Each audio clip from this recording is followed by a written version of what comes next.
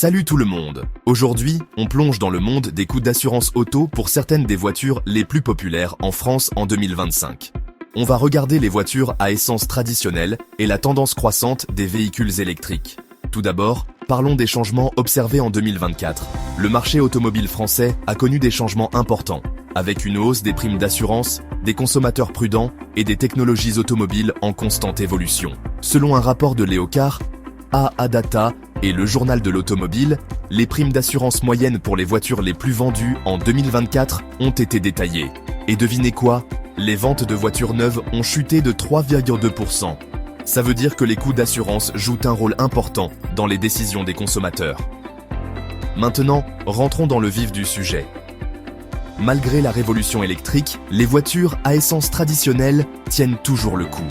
La Renault Clio, une favorite de beaucoup, a une prime moyenne tous risques de 542,34 €. D'un autre côté, la Peugeot 208 est plus chère avec 736,02 €. La Dacia Sandero, connue pour son prix compétitif et son faible entretien, a une prime moyenne raisonnable de 660,28 €. Mais si vous lorgnez du côté des SUV, comme le Peugeot 2008 ou le Renault Captur, préparez-vous à payer plus. 766,87 € et 751,57 € respectivement, soit près de 40% de plus que la Clio.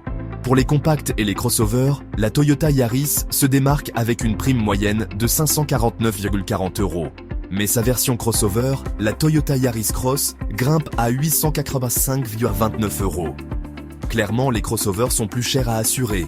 Parlons maintenant des véhicules électriques. La Tesla Model Y était la voiture électrique la plus vendue en 2024, mais elle a une prime d'assurance élevée de 1019,59 €. La Peugeot U208, la version électrique de la 208, est légèrement moins chère à assurer avec 889,18 €, mais toujours plus que son homologue à essence. La Renault Mégane E-Tech, connue pour son design élégant et sa technologie, a l'une des primes les plus élevées à 1189,54 €. Du côté plus abordable, on retrouve la Dacia Spring à 605,82 € et la Renault Twingo électrique à 768,94 €.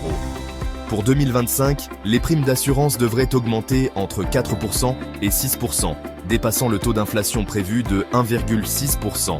Il faudra donc bien réfléchir à son choix de véhicule et d'assurance.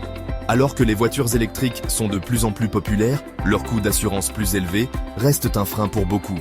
Les voitures à essence traditionnelles, quant à elles, offrent encore des options plus accessibles.